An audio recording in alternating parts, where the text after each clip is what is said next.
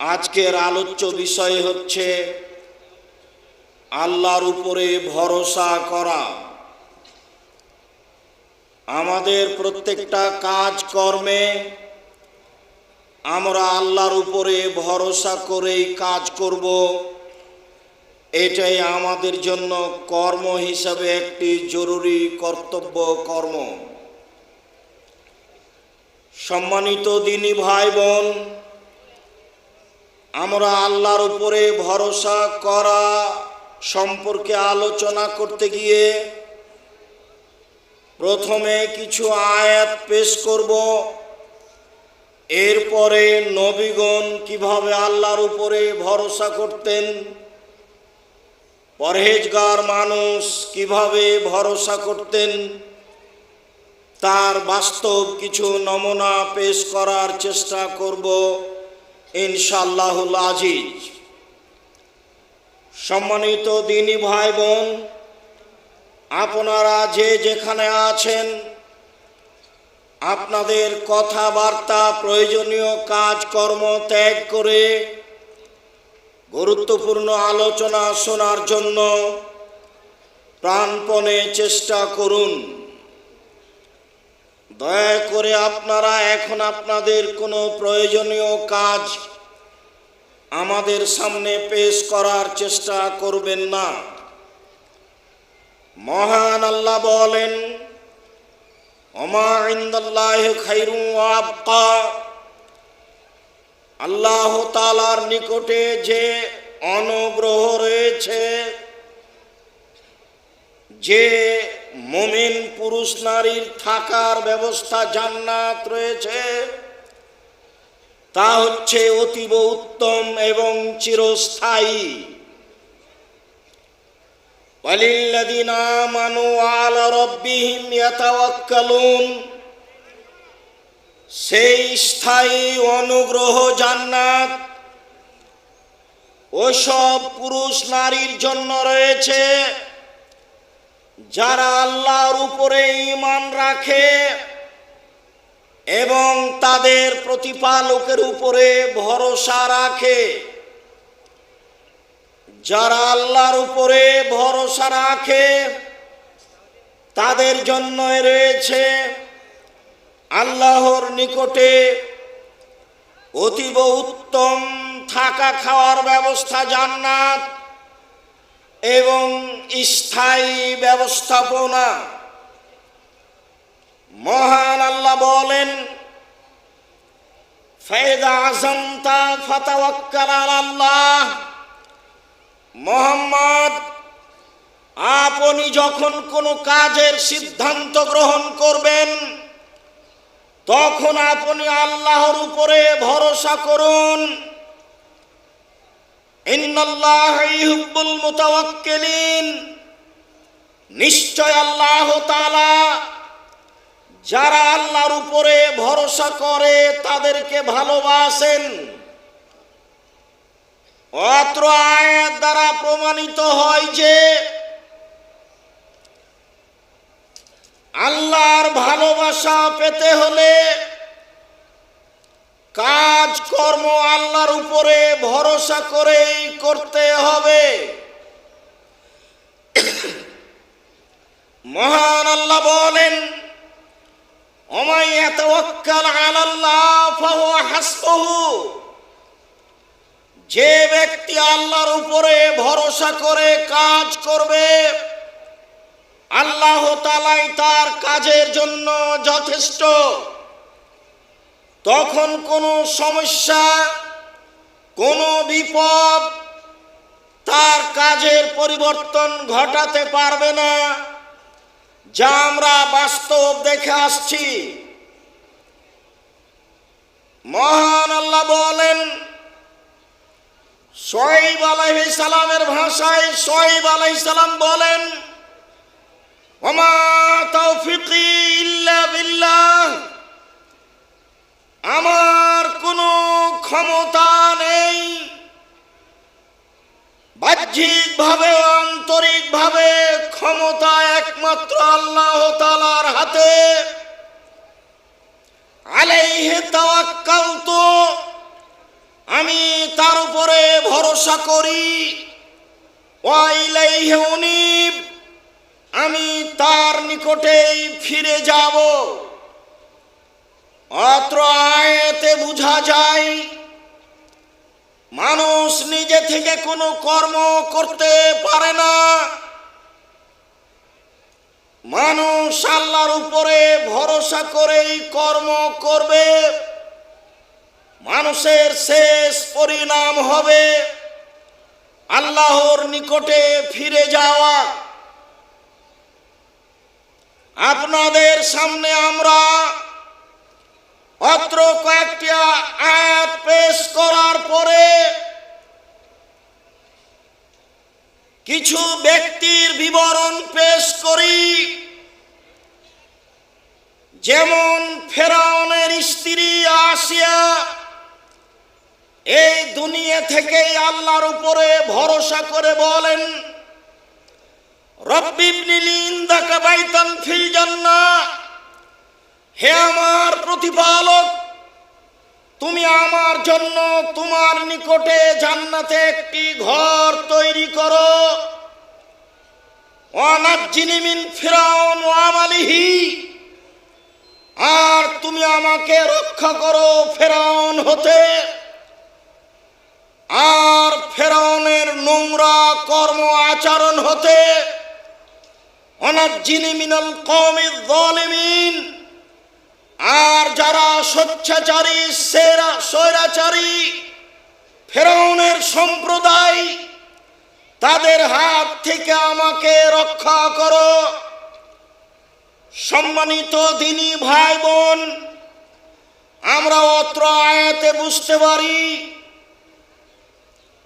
ফেরাউনের স্ত্রী আসিয়ার আল্লাহর উপরে ভরসা।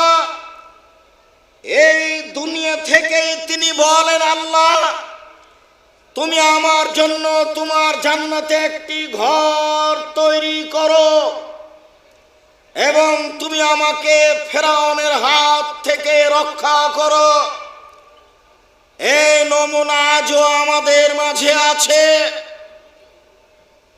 ফেরাউনের স্ত্রীর ব্যাপারে আমাদের নবী মুহাম্মদ সাল্লাল্লাহু আলাইহি ওয়াসাল্লাম বলেন, খামুলা মিনার রিজালি কাসীর ওয়া লাম ইয়াকমাল মিনান নিসাই ইল্লা সালাসা, বহু পুরুষই বড় বড় মর্যাদা লাভ করেছে, বড় বড় জান্নাত পাবে, তবে মহিলারা তেমন বড় জান্নাত পাবে না, মাত্র 3 জন। ইমরাত ফেরাউন, এক ফেরাউনের স্ত্রী আসিয়া, বিনতে ইমরান, ইমরানের মেয়ে মারিয়াম, ফাজলু আয়েশা আলা সাইরিন নিসায়ে কাফাদলি সারিদ আলা সারি তোয়ামে, আয়েশার সম্মান পৃথিবীতে সকল মহিলার উপরে। সারিদ খাদ্য যেমন সকল খাদ্যের উপরে, গোস্তের ঝোলে রুটি ভিজালেই তাকে সারিদ বলা হয়। এই খাদ্যই ছিল সেই সময়ে সবচেয়ে উন্নত মানের খাদ্য। রাসূল সাল্লাল্লাহু আলাইহি ওয়াসাল্লাম 3 জন পৃথিবীতে সম্মানী মহিলার কথা বললেন। তার একজনের কথা বললেন আসিয়া, একজনের কথা বললেন মারিয়াম, আর সমস্ত মহিলার উপরে সম্মানের কথা বললেন তিনি হলেন আয়েশা রাদিয়াল্লাহু তাআলা আনহা। অত্র বুখারী মুসলিমের হাদিসে আসিয়া সম্মানী মহিলা বলে রাসূল সাল্লাল্লাহু আলাইহি সাল্লাম উল্লেখ করেছেন, যারা জান্নাতে বড় বড় সম্মান মর্যাদা জান্নাত পাবে, যেই জান্নাতের কথা আসিয়া নিজেই বললেন।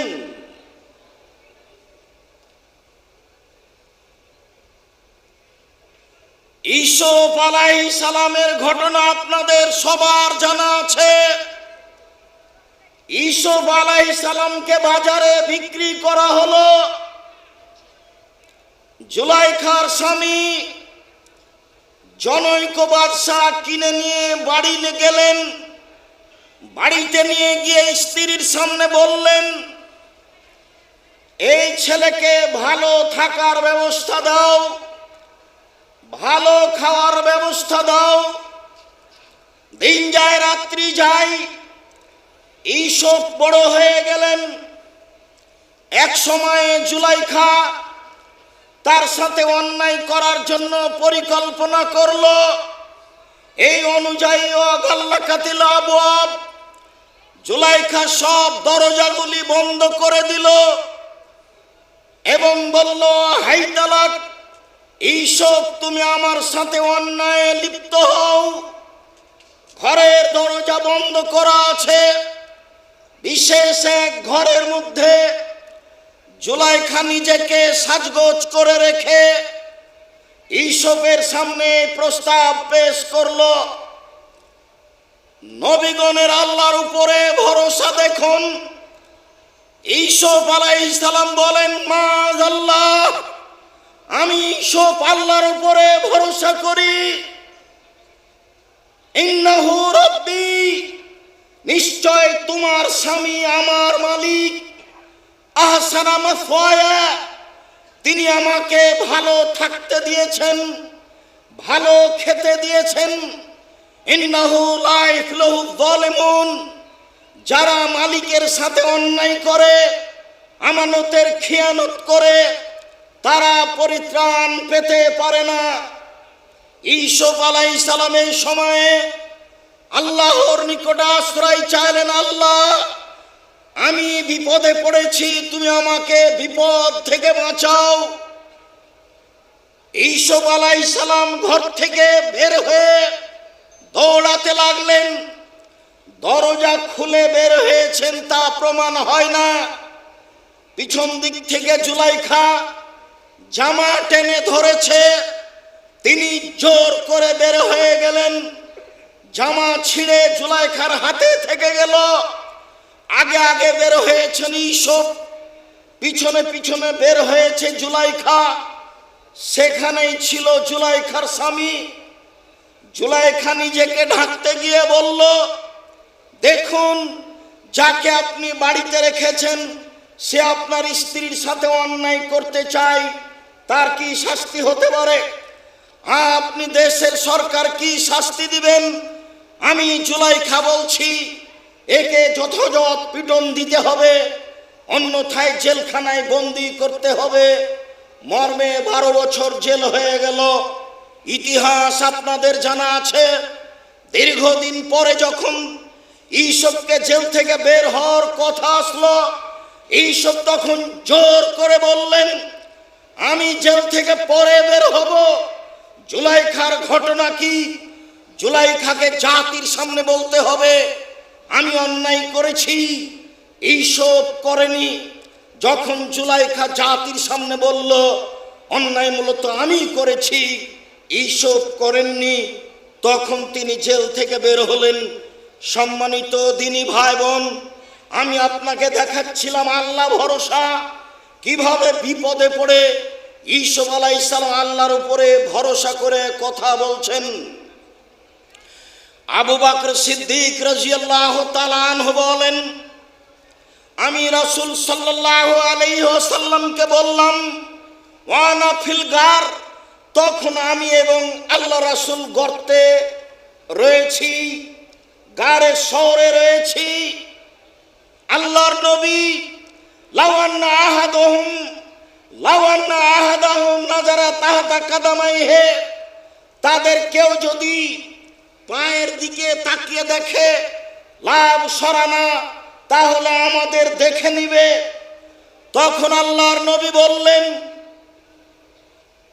আবু বকর, মা জান্নাকা বিসনাইন, তুমি কি মনে করো আমরা 2 জন রয়েছি?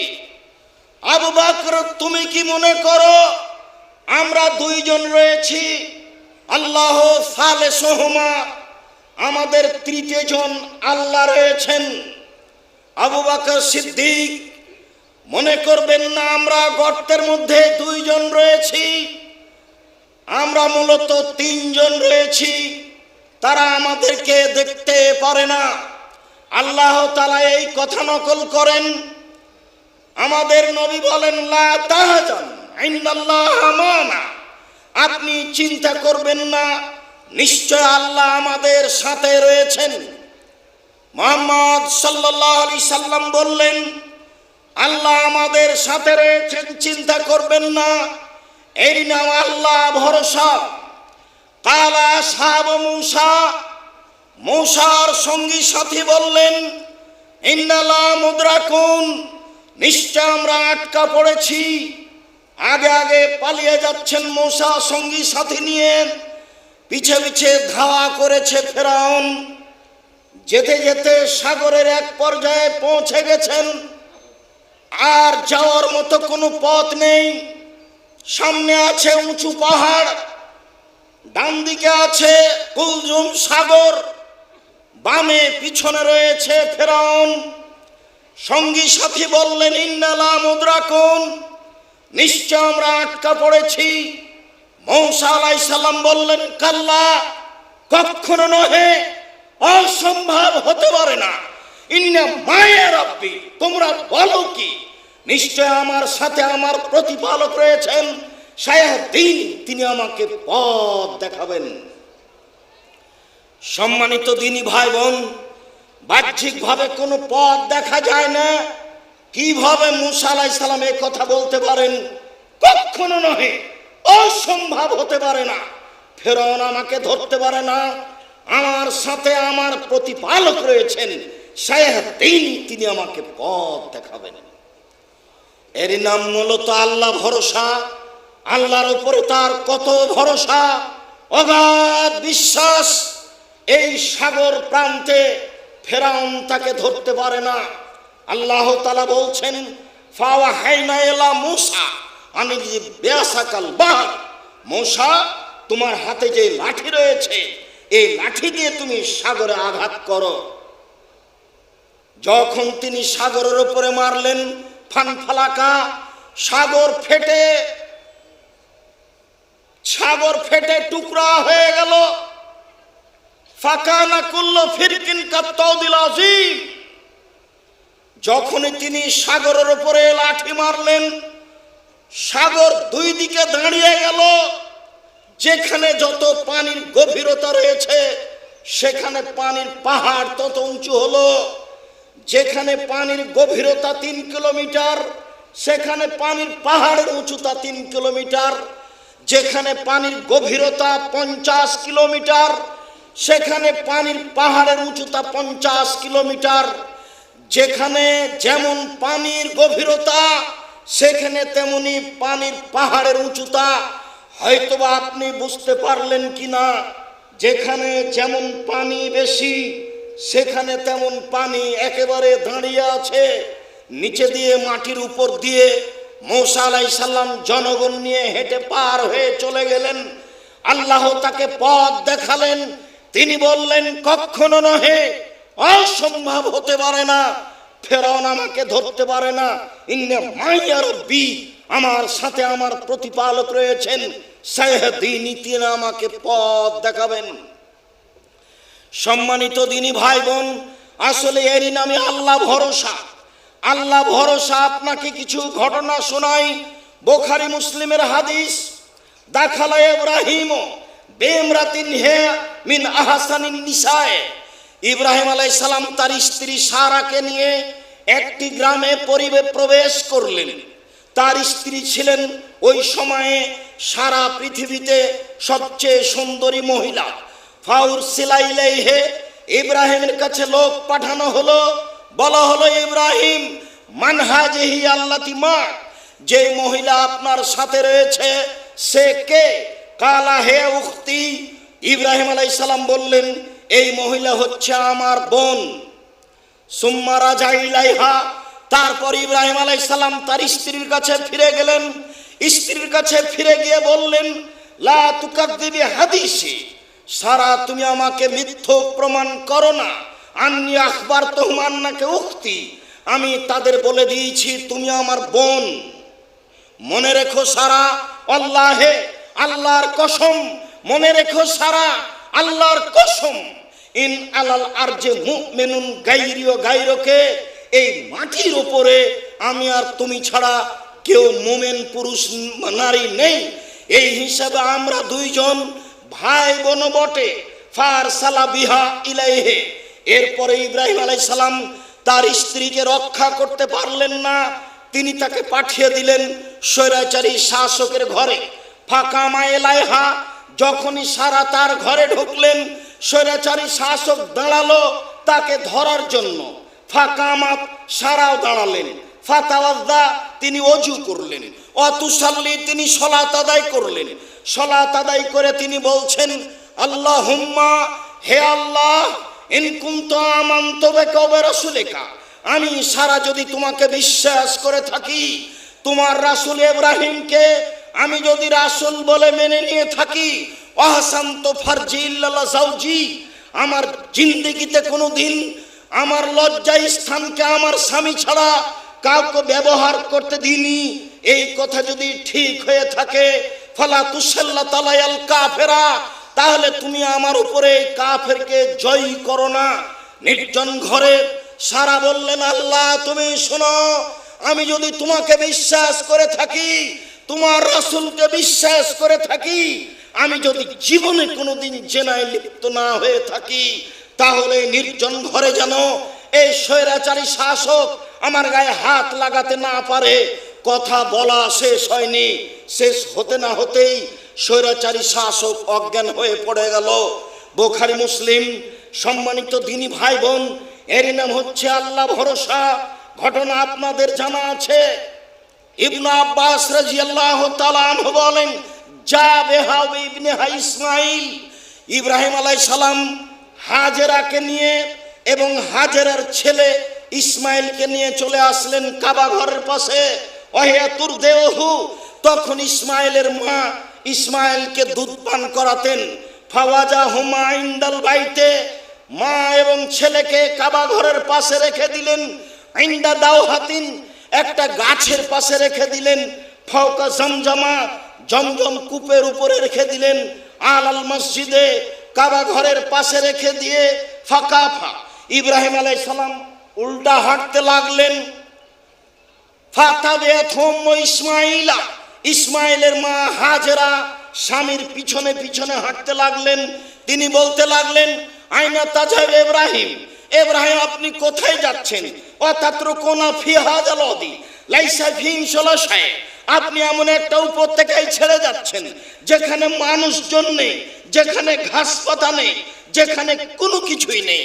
অকালাত মেরারান, তিনি বারবার বলছিলেন ওয়াজালাল আয়াতাফিদু ইলাইহা, কিন্তু ইব্রাহিম আলাইহিস সালাম তার দিকে লক্ষ্য করছিলেন না। শেষ পর্যন্ত তিনি নিরুপায় হয়ে বললেন আমারাকাল্লাহু বিহাজা, আল্লাহ কি আপনাকে এইভাবে চলে যেতে বলেছেন? আপনি আমাকে কিছু বলছেন না কেন? এই নির্জন ভূমিতে আপনি আমাকে রেখে চলে যাচ্ছেন যেখানে মানুষজন তো নেই, ঘাস পাতাও নেই। ফাকালানা, তিনি উত্তরে বললেন হ্যাঁ। তখন ইসমাইলের মা হাজেরা বললেন ফালাই জাইতুল্লাহ, ঠিক আছে, তাহলে আল্লাহ আমাকে ধ্বংস করবেন না, যেহেতু আপনি আল্লাহর অনুমতিতে চলে যাচ্ছেন। বাহ্যিকভাবে বাঁচার কোনো পথ নেই, থাকার ব্যবস্থা নেই, খাওয়ার ব্যবস্থা নেই, ঘর বাড়ি নেই, বিছানা কাঁথা নেই, মানুষজন নেই, পশু প্রাণী নেই, ঘাস পাতা নেই, কিছুই নেই। তিনি বলছেন এমন একটা উপত্যকায় ছেড়ে যাচ্ছেন যেখানে মানুষজন তো নেই, কোনো কিছুই নেই। এই বলে তিনি চলতে লাগলেন। সুম্মা রাজাত, হাজেরা ফিরে আসলেন বাচ্চার কাছে। ফান্তালাকে ইব্রাহিম, ইব্রাহিম চলতে লাগলেন। হাত্তা, চলতে চলতে তিনি চলে আসলেন সানিয়া পাহাড়ের কাছে। লায়ারাউনাহু, পরিবার তাকে দেখতে পায় না, তিনিও পরিবারকে দেখতে পাচ্ছেন না। ফাস্তাকবালাই বিওয়াজহিল বাইতা, এইবার তিনি কাবা ঘরের দিকে মুখ করলেন। ওয়াদা বিহাউলাইল কালেমা তরাফা ইয়াদাইহি, এবার ইব্রাহিম আলাইহিস সালাম হাত তুলে আল্লাহর দরবারে প্রার্থনা করতে লাগলেন। আল্লাহুম্মা ইন্নী আসকানতু মিন যুররিয়াতি বিওয়াদিন গায়রি যি দারিন ইনদা বাইতিকাল মুহাররম, হে আল্লাহ, আমার পরিবারের কিছু অংশকে তোমার কাবা ঘরের পাশে রেখে দিলাম যেখানে মানুষজন তো নেই, ঘাস পাতা নেই, অনাবাদ জায়গায়, যেখানে মানুষজন নেই, কোনো কিছু নেই। অনাবাদ জায়গা আমি আমার পরিবারের কিছু অংশ রেখে দিলাম, এরই নামে আল্লাহ ভরসা। যা বলছেন স্বামী তা বলছেন স্ত্রী, যা বলছেন স্ত্রী তা বলছেন স্বামী, এরই নামে আল্লাহ ভরসা। সম্মানিত দিনী ভাই বোন, আপনাকে আমি আল্লাহ ভরসার বাস্তব কিছু নমুনা দৃশ্য দেখাচ্ছিলাম। আপনাদের জানা আছে বুখারী মুসলিমের হাদিস, আবু হুরায়রা রাদিয়াল্লাহু তাআলা আনহু বলেন, লাম ইয়াতাকাল্লাম ফিল মাহাদি ইল্লা সালাসা। মায়ের কোলে তিনজন শিশু কথা বলেছে দুধ খাওয়া অবস্থায়। তার একজন হচ্ছেন ঈসা। ঈসা আলাইহিস সালাম মায়ের কোলে কথা বলেছেন। ওয়াকানা রাজুলুন ফি বানি ইসরাইল ইউকালু লাহু জুরাইদ। হাজার হাজার বছর আগের কাহিনী। এক লোক ছিল যার নাম ছিল জুরাইদ। ওয়া ইসাল্লি ফি সাওমাতিহি, সে তার গির্জা ঘরে ইবাদত করছিল। ফাজাতুম্মুহু, তখন তার মা তার কাছে আসলো। ফাদাতু, মা ছেলেকে ডাকলো। ফাকালা, সে বলতে লাগলো, উজি ওয়া উসাল্লি, আমি আমার মায়ের ডাকে সাড়া দিব না আমি সালাত আদায় করব। আমি মায়ের ডাকে সাড়া দিব না আমি সালাত আদায় করব। দেরি হয়ে গেল। মা বদদুয়া করলেন, আল্লাহুম্মা লা তুমিতাতুরিহু জুহাল মুমেসা, আল্লাহ তুমি এই ছেলের মরণ দিও না যতদিন পর্যন্ত বদ মহিলার মুখ না দেখেছে, যতদিন পর্যন্ত বদ মহিলার সাথে তার দুর্ঘটনা না ঘটেছে, ততদিন পর্যন্ত এই ছেলের যেন মরণ না হয়। এই কথা বলে মা চলে গেল। ফাতারাজাত লাহু, ইতিমধ্যে একজন মহিলা তার পাশে চলে আসলো। ফাতাকাল্লামাতহু, মহিলা তার সাথে জেনার ব্যাপারে কথা বলল। ফাবা, সে অস্বীকার করলো। ছি ছি ছি, তুমি আমার সাথে জেনার কথা বলো, এটা হতে পারে কি করে? ফাতাতির রাইয়া, মহিলা একটা রাখালের কাছে আসলো। ফাম কানাথু, তাকে চেপে ধরলো। চেপে ধরে তার সাথে অশ্লীল কাজ করলো। ফাওয়ালাদাত গোলামান, এতে মহিলা একজন বাচ্চা জন্ম দিল। যখন বাচ্চা জন্ম দিল, মহিলা বলে দিল, হাজা মিন জুরাইজ, এই বাচ্চা হচ্ছে জুরাইজের সন্তান। ফাতাহু, জনগণ তার পাশে আসলো। ওয়া কাসসারু সাওমাতাহু, জনগণ এসে তার গির্জা ঘরকে খান করে দিল, ধুলা ধুলা করে দিল। ওয়ানজালুহু, তারা তাকে টেনে হেঁচড়ে রাস্তায় নামিয়ে দিল। ওয়াসাব্বুহু, অকথ্য ভাষায় গালি দিল যার যা মনে লাগে। ফাকামা ওয়াতাওয়াদ্দা, জুরাইজ দাঁড়ালো, ওযু করলো। ওয়াসাল্লা রাকাতাইন, দুই রাকাত সালাত আদায় করলো। ওয়াতাল গোলামা, এ দুধের বাচ্চার কাছে আসলো। জুরাইজ দুধের বাচ্চাকে বলল, মানাবুকা, হে গোলাম বলো তোমার বাপকে। দুধের বাচ্চা বলল, আবি আর রাই, আমার পিতা হচ্ছে রাখাল। জনগণ বলল, নাবনি সাওমাতাকা বিযাহাবে, জুরাইজ তোমার গির্জা ঘর স্বর্ণ দিয়ে বানিয়ে দিব। কালা লা ইল্লা বিত্তিন, না আমার গির্জা ঘর স্বর্ণ দিয়ে বানাতে হবে না, যা ছিল তাই করতে হবে। সম্মানিত দিনী ভাই বোন, এ দেখেন আল্লাহ ভরসা। আল্লাহর উপরে ভরসার কিছু নমুনা আপনার সামনে পেশ করছিলাম। উমর রাদিয়াল্লাহু তাআলা আনহু বলেন, রাসূল সাল্লাল্লাহু আলাইহি সাল্লাম বলেছেন, লাউ আন্নাকুম তাতাওয়াক্কালুনা আলাল্লাহি হাক্কা তাওয়াক্কুলিহি, পৃথিবীর মানুষ তোমরা যদি সত্য সত্যই আল্লাহর উপরে ভরসা করো, পৃথিবীর মানুষ তোমরা যদি সত্য সত্য আল্লাহর উপরে ভরসা করো, তুরজাকুনা কামা ইউরজাকুত তায়রু, তাহলে তোমাদের রুজি দেওয়া হবে পাখিকে যেভাবে রুজি দেওয়া হয়, তাহলে তোমাদেরকে রুজি দেওয়া হবে পাখিকে যেভাবে রুজি দেওয়া হয়। তার দুঃখ হিমাসান, তার হো বেতানা, সকালে বের হয় খালি পেটে, বিকালে ফিরে আসে ভরা পেটে। সকালে বের হয় খালি পেটে, বিকেলে ফিরে আসে ভরা পেটে। পাখি যেমন রুজি পায়, তোমরা যদি সত্য সত্যই আল্লাহর উপরে ভরসা করো, তাহলে তোমাদেরকেও এইভাবে রুজি দেওয়া হবে।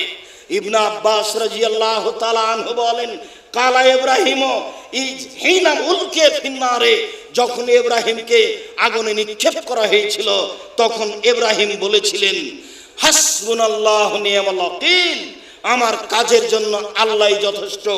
এরই নাম আল্লাহ ভরসা। আল্লাহ রাসূল বলছেন, কাইফা নামো, বিচারের মাঠে আমি কিভাবে আনন্দ ফুর্তি করতে পারি। ওয়াকাদিল তাকামা সাহেবুস সুরে, ইতিমধ্যে যিনি বাঁশিতে ফুঁক দিবেন তিনি বাঁশি মুখে করে আছেন।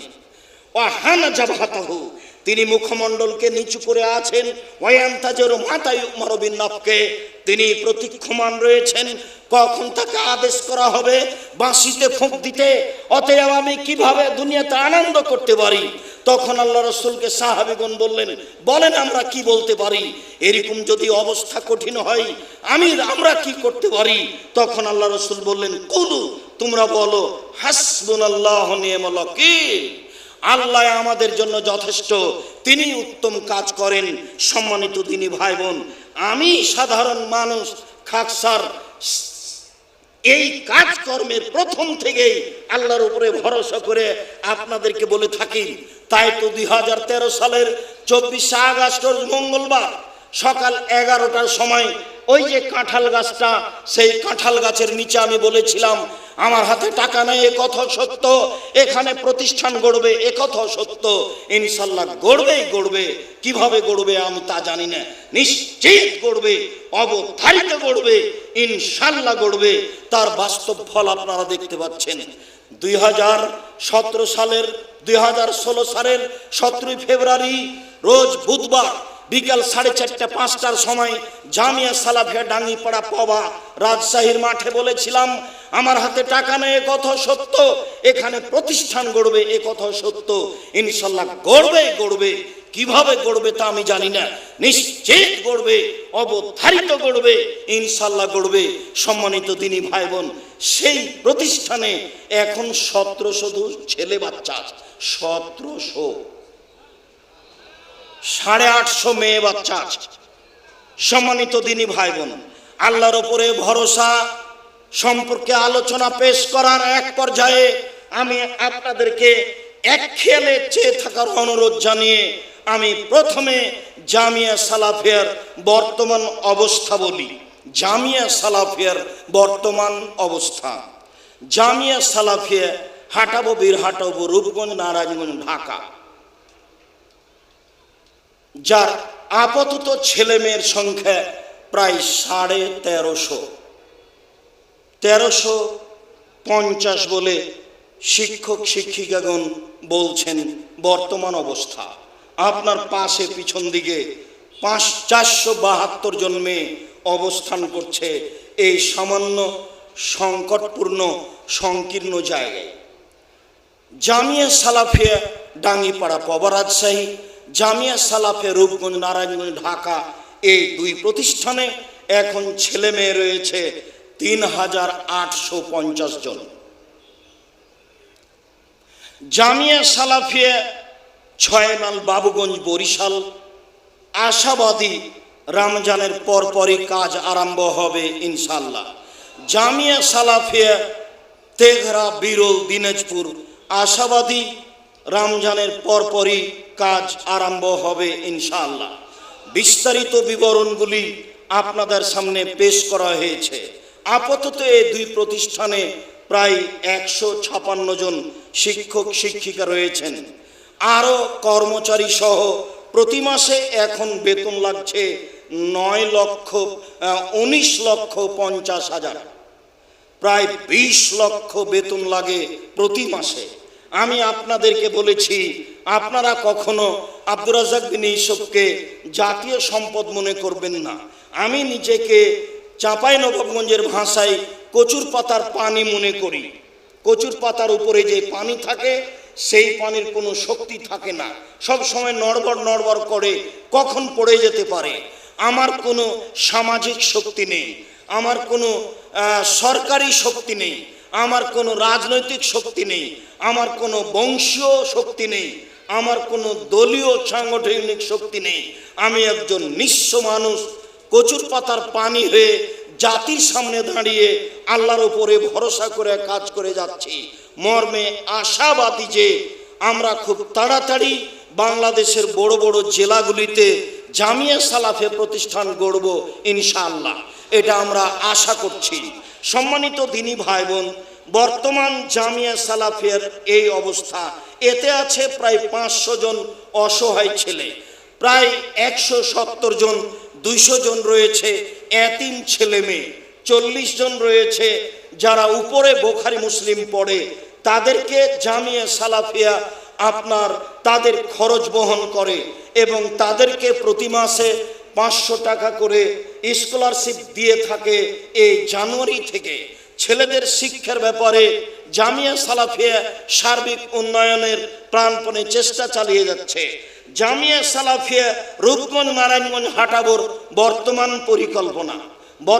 পরিকল্পনা হলো এই যে আমার হাতের ডান দিকে অর্থাৎ পশ্চিম দিকে মুখ করলে দক্ষিণ দিকে এই নিচে বিলটা দেখতে পাচ্ছেন, এখানে আপাতত 600 শতক জমি ক্রয়ের সিদ্ধান্ত নেওয়া হয়েছে।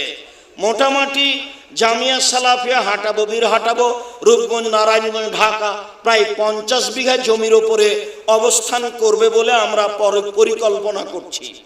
আরো আশেপাশে জমি আছে, সেগুলো সময় সাপেক্ষে চিন্তা ভাবনা করে ভবিষ্যৎ পরিকল্পনা জামিয়া সালাফিয়া রূপগঞ্জ নারায়ণগঞ্জ ঢাকা প্রায় 100 বিঘা জমির উপরে হবে বলে আশাবাদী ইনশাআল্লাহ।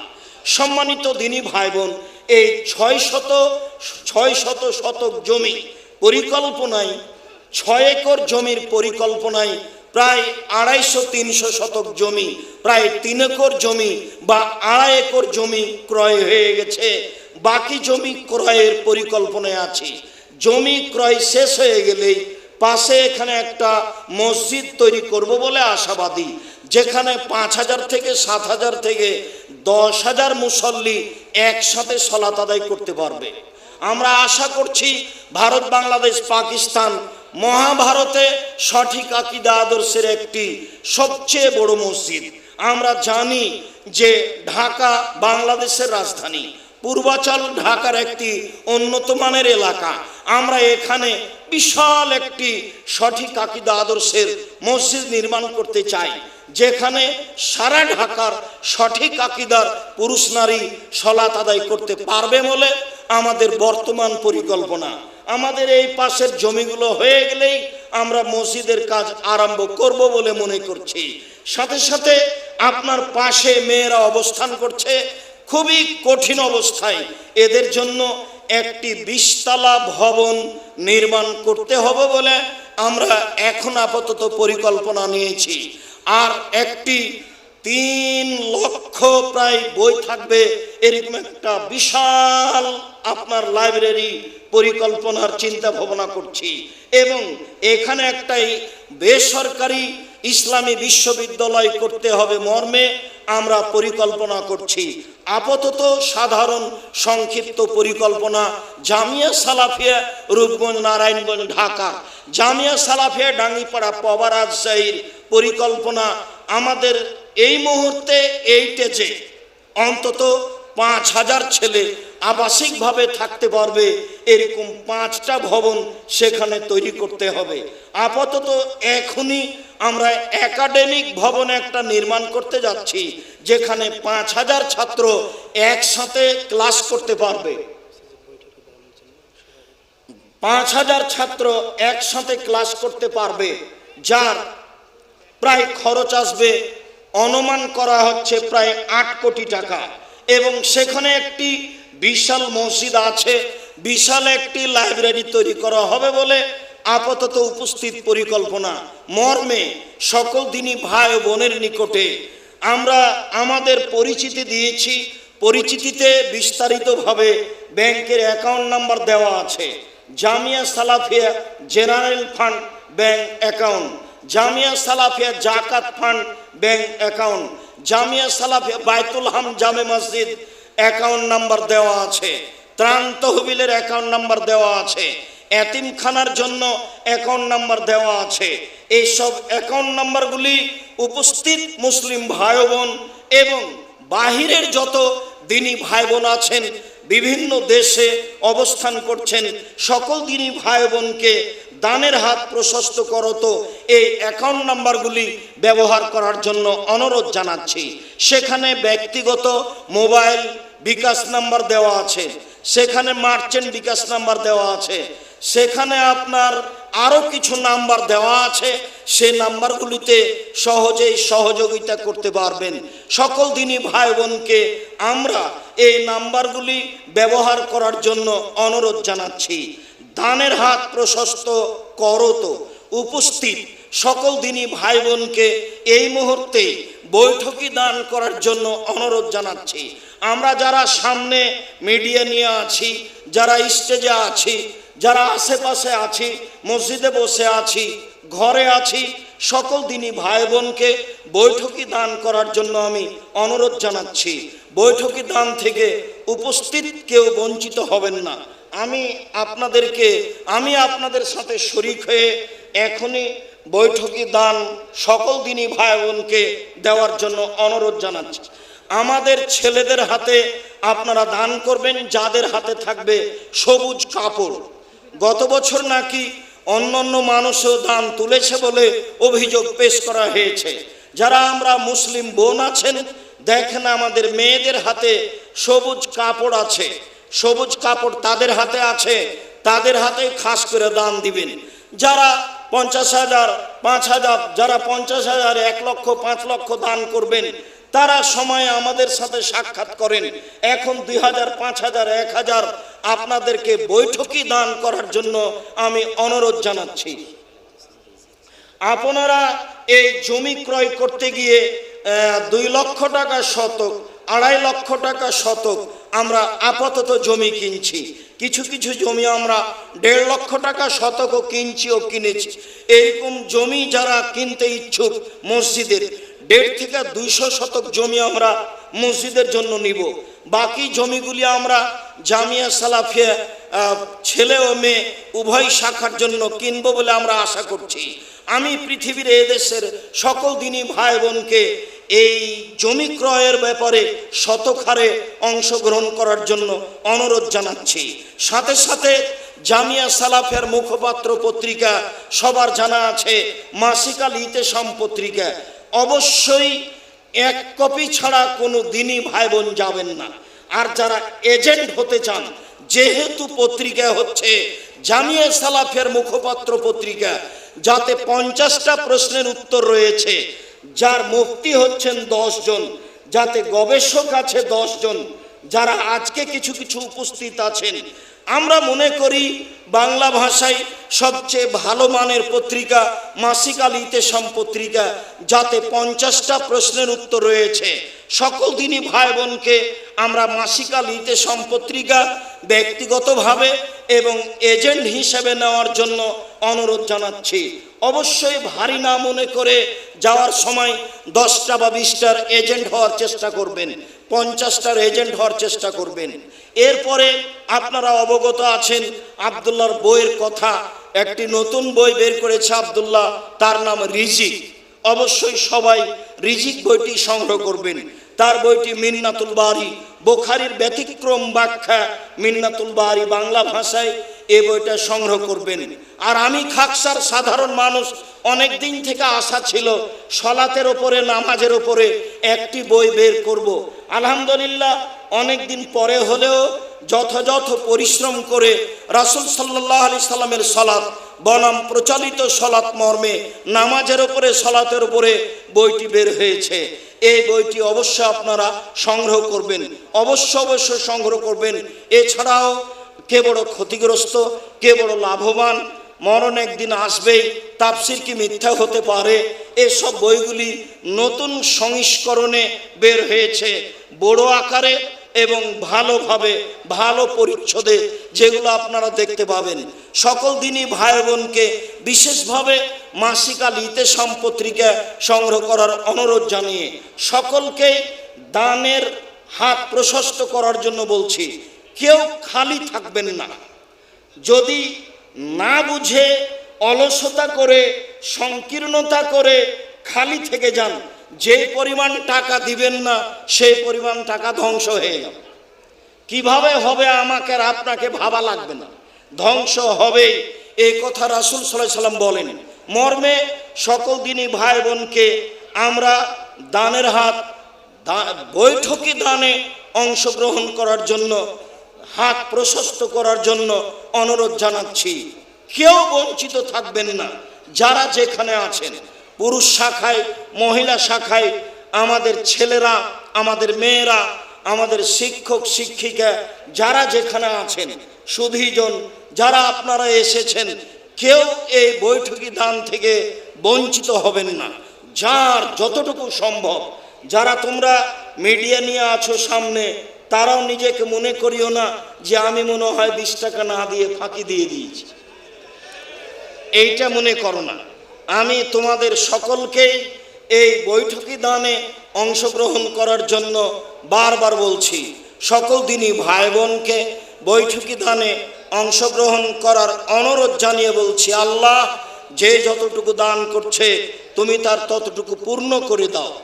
যে যতটুকু সহযোগিতা করছে তুমি তার ততটুকু পূর্ণ করে দাও। আমি সাধারণত আপনাদের জন্য রাতে বলার চেষ্টা করি, আল্লাহ যত মানুষ দুয়ার দাবি রেখেছে, যে যে উদ্দেশ্যে দোয়া চেয়েছে তুমি সেটা পূর্ণ করো। আল্লাহ যতদিনই ভাই বোন জামিয়া সালাফিয়া বাইতুল হাম জামে মসজিদে এতিম পারপাস দান করছে, তুমি তাদের উদ্দেশ্যকে পূর্ণ করো।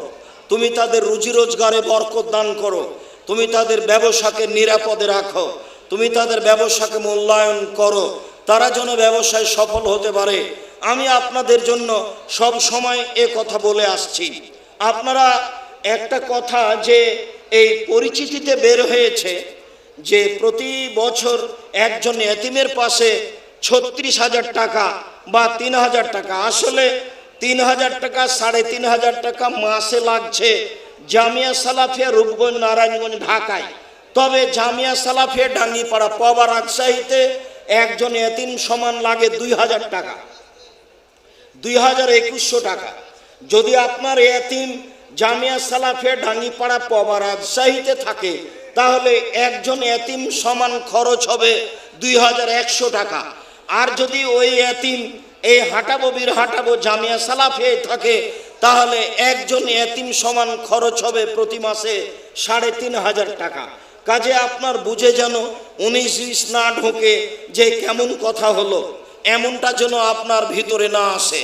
সকল দিনই ভাই বোনকে দানের হাত প্রশস্ত করার অনুরোধ জানিয়ে, নিজ নিজ কর্মে আল্লাহর উপরে ভরসা রাখার অনুরোধ জানিয়ে, মাসিক আল ইতেসাম পত্রিকা সকল দিনই ভাই বোনকে ব্যক্তিগতভাবে এজেন্ট হিসাবে সংগ্রহ করার জন্য অনুরোধ জানিয়ে, অন্যান্য বইগুলি বিশেষভাবে রিজিক, বিশেষভাবে সলাতের উপরে, নামাজের উপরে, বিশেষভাবে মিন্নাতুল বারি, এইসব বইগুলি সংগ্রহ করার অনুরোধ জানিয়ে আজকের মতো সংক্ষিপ্ত কথা এখানেই শেষ করলাম।